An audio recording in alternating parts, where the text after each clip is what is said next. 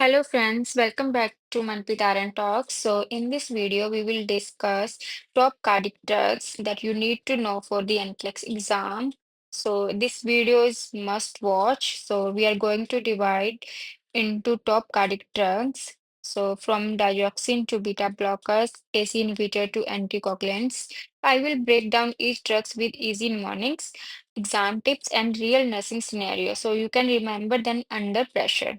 So don't forget to hit subscribe and turn on the bell icon so you never miss any NCLEX boosters.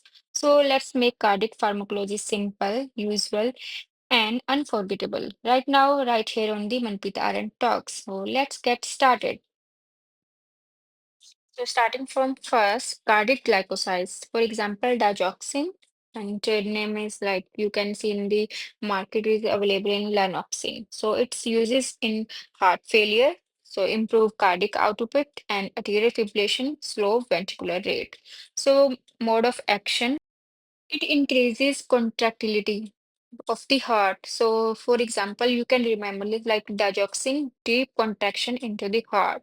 So, it basically act as a positive inotropic effect in the heart failure. When a patient goes into heart failure, heart is unable to pump out. So, digoxin basically क्या करता है? It increase the deep contraction into the heart so that it can increase the heart rate. So, in arterial fibrillation, it works as slow conduction through the AV node. So in here, it basically act as a negative chronotropic effect. So nursing consideration for the digoxin very very important. So exam में basically इसी से related ही question पूछे जाते हैं. So check apical pulse for 1 full minute before administration. If the heart rate is below 60 beats per minute in adult, or less than 70 in child and less than 90 in infant, so you can hold this drug.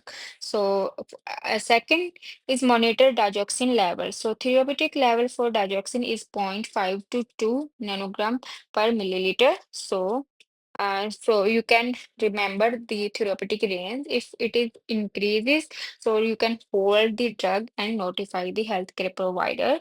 So check calcium level because hypokalemia, low potassium will increase the drug digoxin toxicity. So basically monitor the patient for hypokalemia because this hypokalemia lead to increased digoxin toxicity and as well as monitor renal function. So digoxin toxicity warning signs. So it is very very important to remember this. So exam में बहुत सारे questions से related आते हैं. So it is very very important to remember this.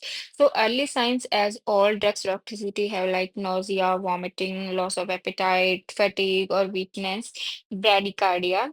In the vision change very important for the NCLEX, blurred vision, second green or yellow holes, everything looks yellow or foggy, like a patient is uh,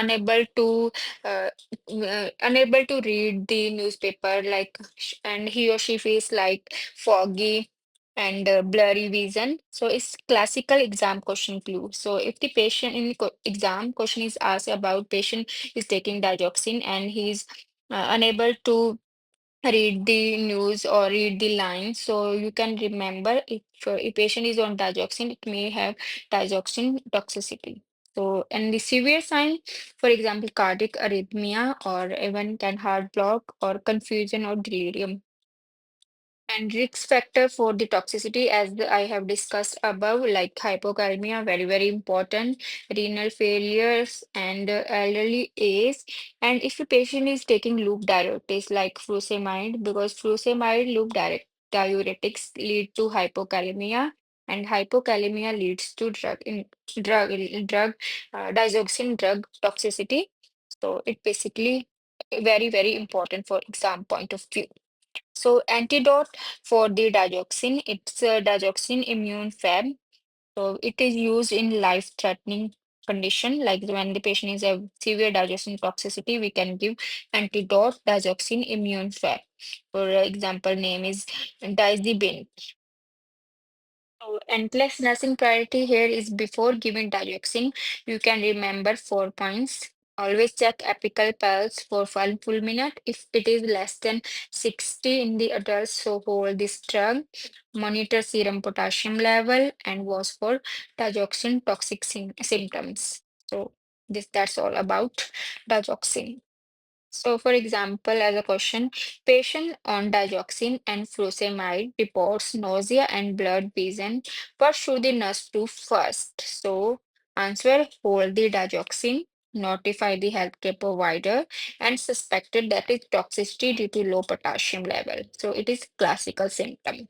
That wraps up everything you need to know about digoxin toxicity for the NCLEX. So always remember watch for those classical signs like vision changes, bradycardia, and nausea, because the exam loves to test on them.